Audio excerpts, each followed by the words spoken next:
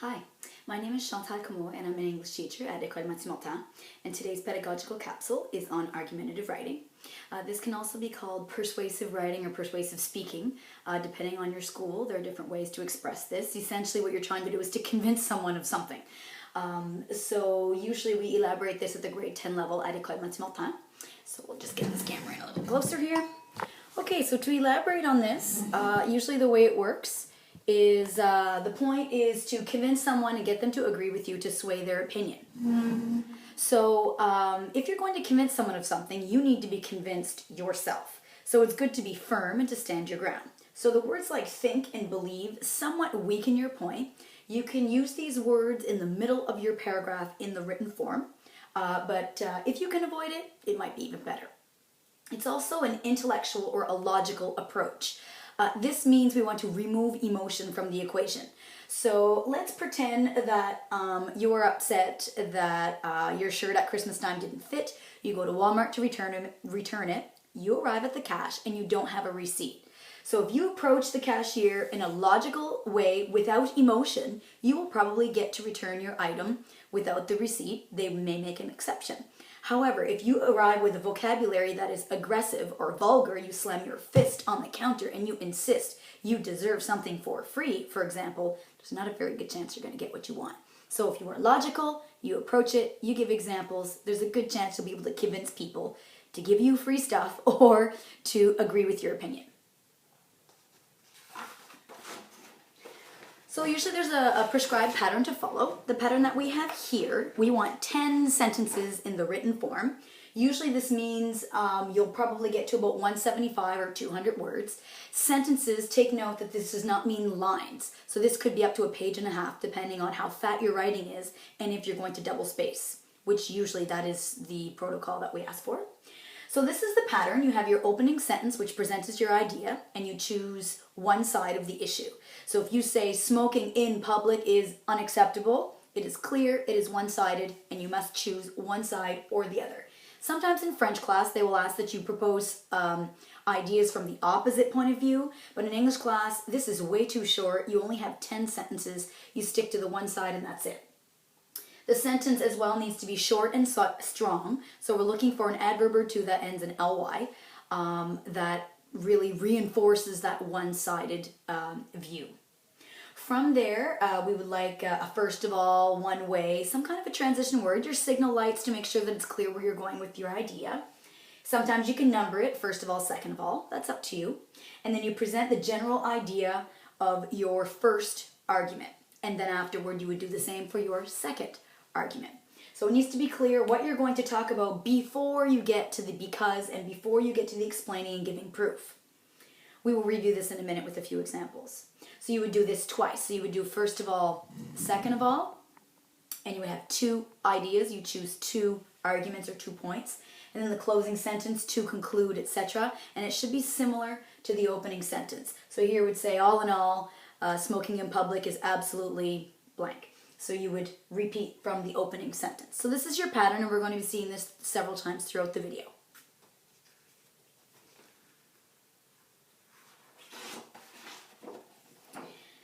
To give proof or support, depending on if it's a current event issue, so something from l'actualité, which I believe is the word you use in French class. If it's something from current events, the ways that you can support, you would probably say proof or specific example. If you're working with a poem or a short story, then you would probably use the word textual evidence because you're going into the text to get your proof with a page number or paragraph. So depending on what you're working with, there are 3 ways to support what you're trying to say and what you're proposing as an idea. So you can tell a personal story, a personal experience. It can be something you saw or you witnessed, or it can be something that happened to a friend. You would include this story as support, a particular event or a particular detail that happened to you. It's one way that you can give proof. You can elaborate specific details by going further with the idea and elaborating more in detail. This is another way that you can give proof or to give a specific example. And last would be to offer statistics. And you see statistics, the words here, it's in quotation marks, meaning common knowledge for that age group or common knowledge for that area. So you could say it is general knowledge that 80% of teenagers are familiar with Facebook. it seems that half of high school students, it would seem that the majority of citizens or voters, approximately 80% of New Brunswickers or Canadians, and then depending on what the topic is, you can do this. The statistics being in quotation marks, it could be something that you heard or read that you're using from memory. If you are allowed to go on Google and research, you can consult your teacher to see if that's possible for you. Every school has different protocols, so you just verify, and then you'll get your answer. 3 common mistakes or 3 things to avoid. So these are usually pitfalls that students come across. So we've brought 3 to the table. It's possible your teacher may elaborate others, but these are 3 that usually we come across often enough. Number 1 is called a sweeping generalization. This is when you put everyone in a box. So when you say all teenagers arrive late to their classes, all parents punish their children, every Canadian, every North American, all police officers. Once you put everyone in a box and it's a sweeping generalization and your arm is kind of going like this, where you're including everyone in a box, that's very, very difficult to swallow because that's insinuating that you would have interviewed and asked each and every individual, and it weakens your point of view to do that. So you would say most or several. It would be a very safe way to fix it. Oversimplification. A simple solution is all that needs to be done. If it were that simple, it would have been done by now. So that's something that I've learned in my life. Students will say, well, why didn't people just kill Adolf Hitler?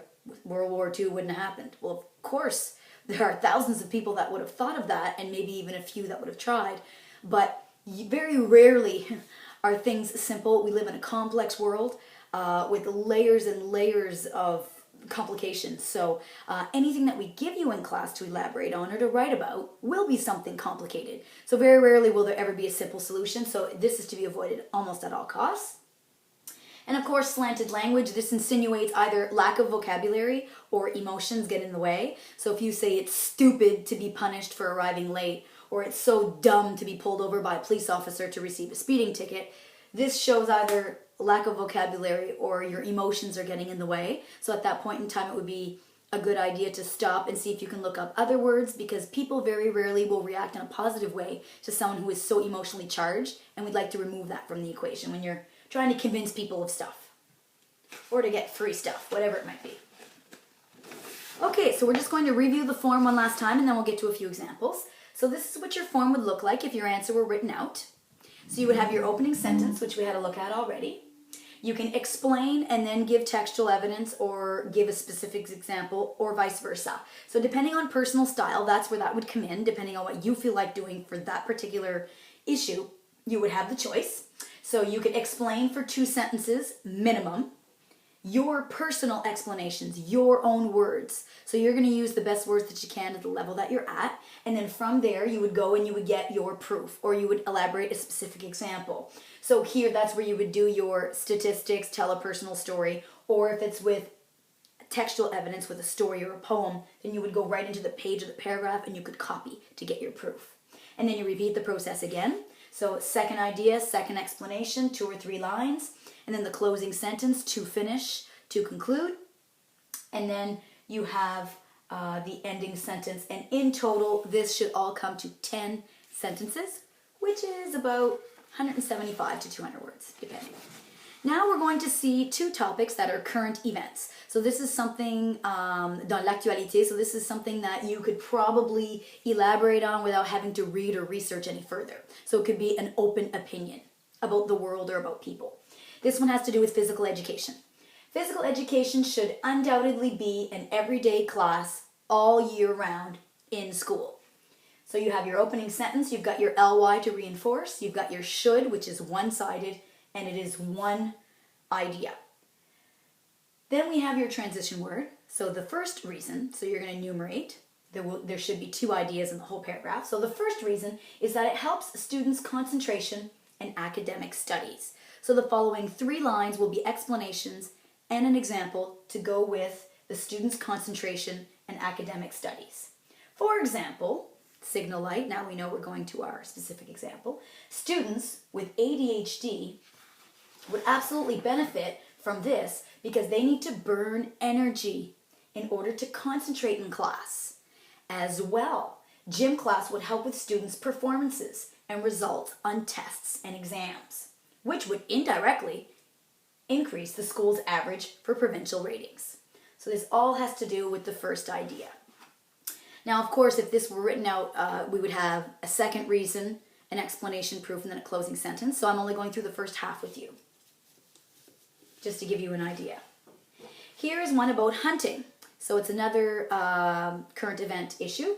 Hunting as a sport is certainly acceptable for health reasons and as a stress reliever. So you'll notice in red here we have a 1 and a 2 identified. So if you choose to name both of your arguments in the opening sentence, you can do that. You have to choose to name both or none at all. If you are going to name both, it can become repetitious, so it's up to you to decide what you would like to do.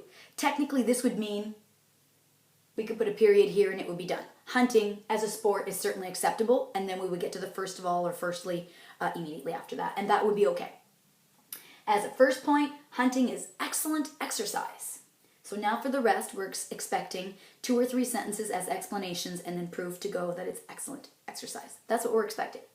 This is our signal light. That's what we've been told. That's the direction we're going. It demands intense cardio walking in the woods in unstable terrain. So here you would expect 2 more sentences before going to the next argument. And I simply stopped there because my marker ran out and I ran out of poster place. Imagine that. So you get the general idea. So just to recap and finish off, this is the first video. You may choose to go to the second video to elaborate and have a closer look at some tips and some other suggestions. So this will be the end of the first video, and it's up to you if you're going to go to the second one or not. So to recap, you want to be convincing, you want to be logical, you don't want any emotion. You choose one side of the issue. You have 2 ideas or 2 points or 2 arguments. It's all the same thing. Minimum of 10 sentences. You have 3 ways to support. So you've got the stories, the statistics, and details. You have 3 things to avoid, which is generalizations, oversimplification, and emotional language. And this is your pattern, and making sure that you have transition words as signal lights to guide your reader. So you have an opening sentence. Argument 1 is 4 sentences. Argument 2 is another 4 sentences. And then your closing or your concluding sentence at the end. So this would be sentence 1.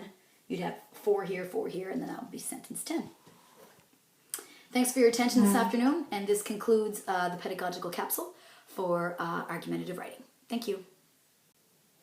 Hi, my name is Chantal Comeau, and today's pedagogical capsule is on argumentative writing. This is actually video number 2.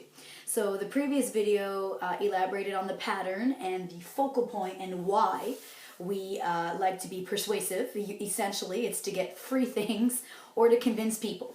So it could be something as simple as arguing that Metallica is a better metal band than Iron Maiden. So it would be something that is a very useful thing to be able to convince things. This could also mean to convince your parents that you deserve your cell phone back after losing it from being punished. It could be to argue with your parents or to present the idea to your parents that you deserve the car for the weekend or for the evening. So it applies to all sorts of things in life. It's a great skill. So this is video number 2. This more is to elaborate specifically tips, little pitfalls, some things to avoid, and such, and a few more examples as well that pertain particularly to grade 10 English class at École Mathieu-Martin. So the examples you're going to see today or in this second video here is very specific to things, videos, and poems and short stories that we would have seen in grade 10 already at this point in time of the semester. Okay, so synonyms. This is more of a vocabulary, close look at vocabulary. There are 3 things that we often see.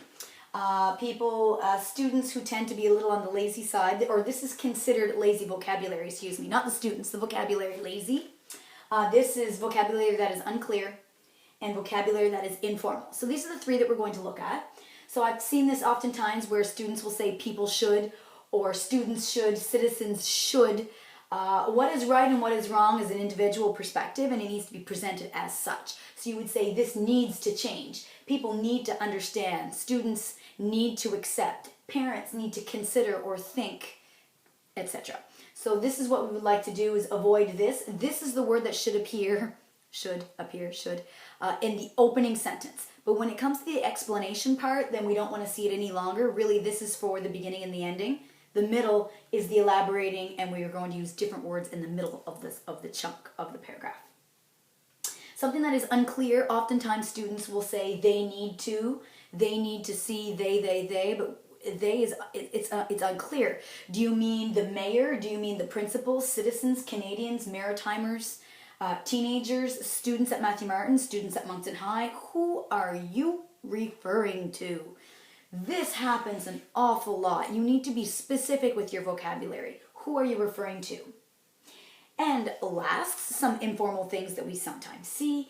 It just means, or it basically means. We would like to use the word simply as a substitute. So if you were saying it simply means that we must empty our pockets when asked, or it simply means all students should have their student card on their person at all times, then this is the word that we would like for you to use. So this is a vocabulary lesson. The next one is a vocabulary lesson as well, but it's more focused on repetition. So this is a word, the word important, we see all over the place. The word important is important. However, we're encouraging you to look up synonyms and to see if we can enrich your vocabulary. So you could say it is essential, it is crucial because. So this is a couple of synonyms. And of course, sometimes your teachers will give you other proposals and other examples, but at least this is a start. And when you're using the word important as an adjective, so it is an important influence, an important element, an important aspect, then as an adjective, these are some things that you would use. It's a little different, but it's similar.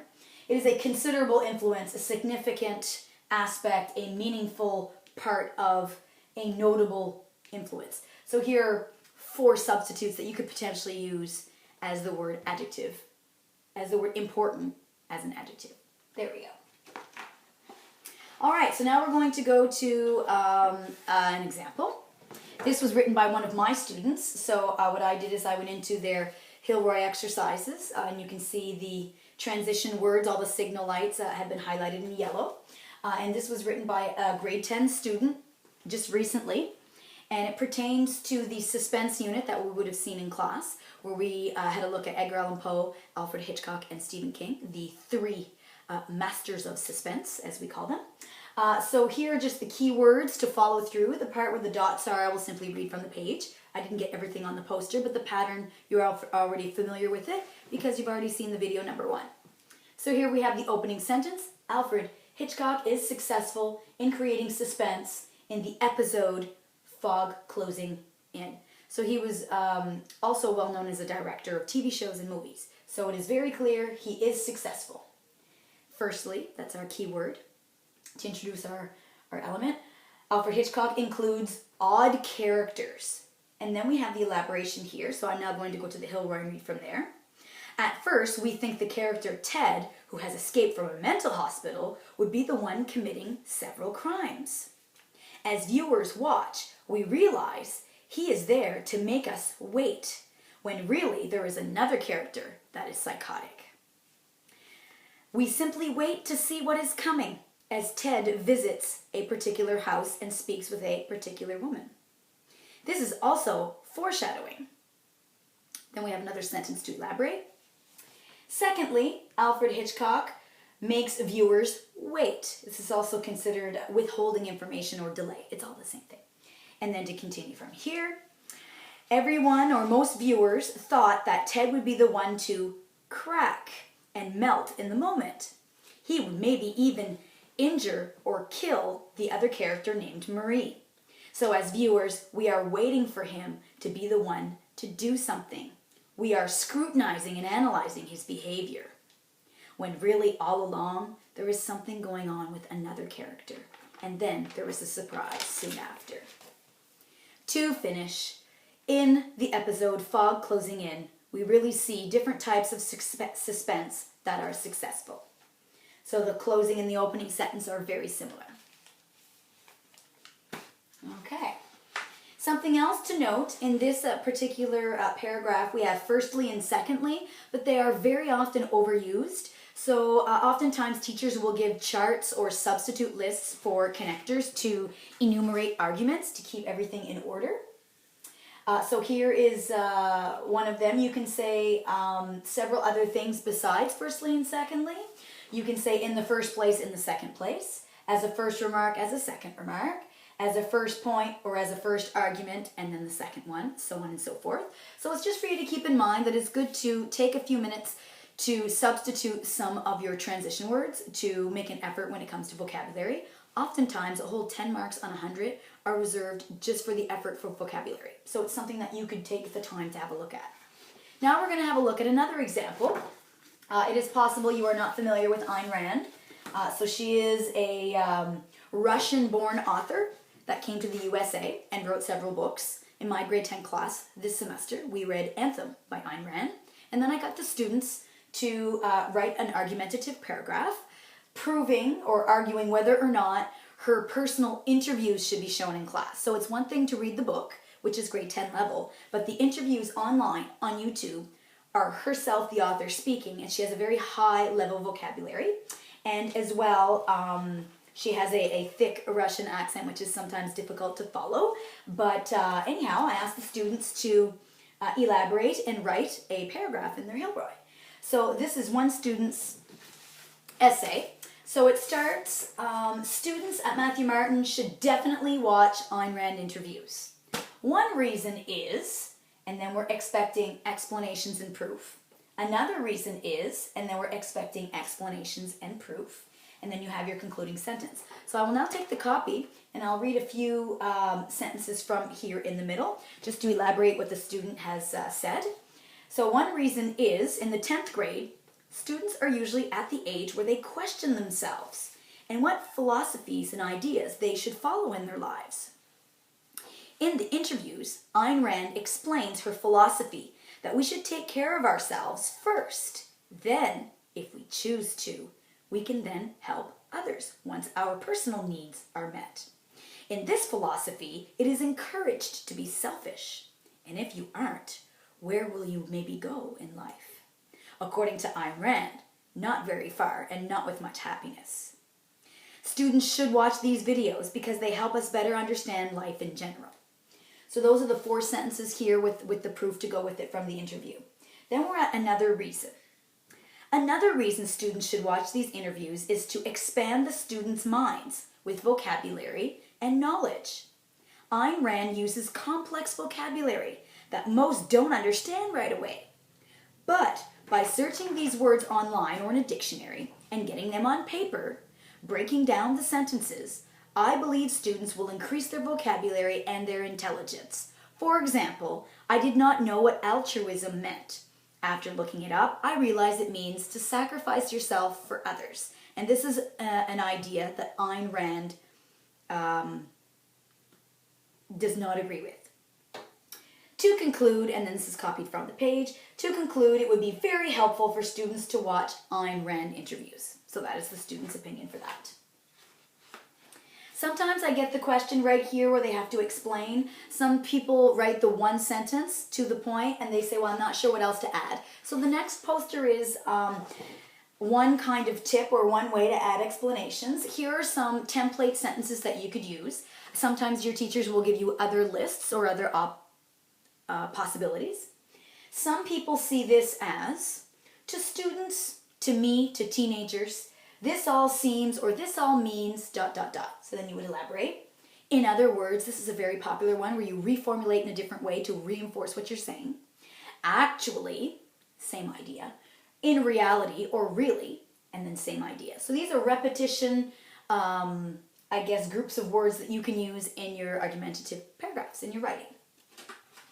Another example is again on suspense. This one's from Edgar Allan Poe. It's very possible that you've read The Telltale Heart from Edgar Allan Poe.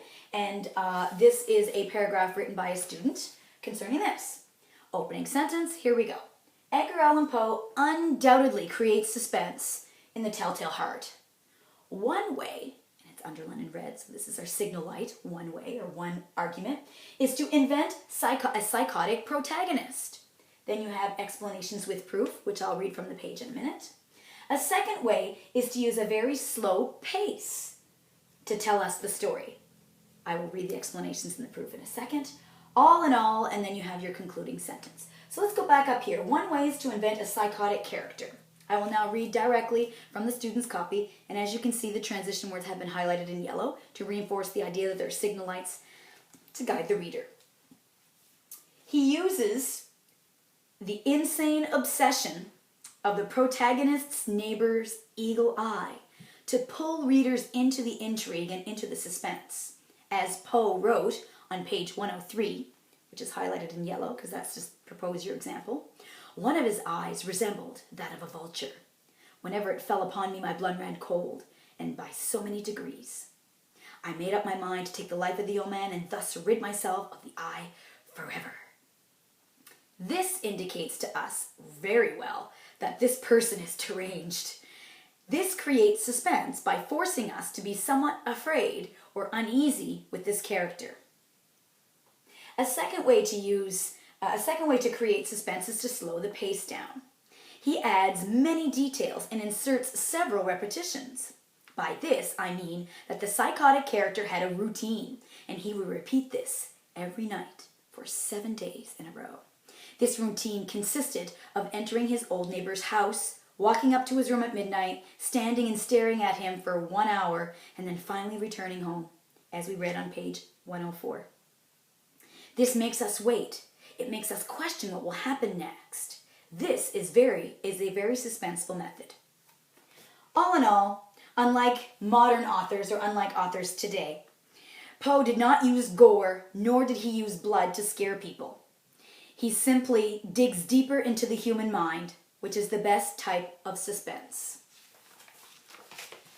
So that's another example for you. And finishing off, just to simply review, it's always good to brainstorm first in point form, and then in the end you should have 10 sentences, opening sentence with 4 here, another 4 for your second argument, and then a closing sentence to finish off your paragraph.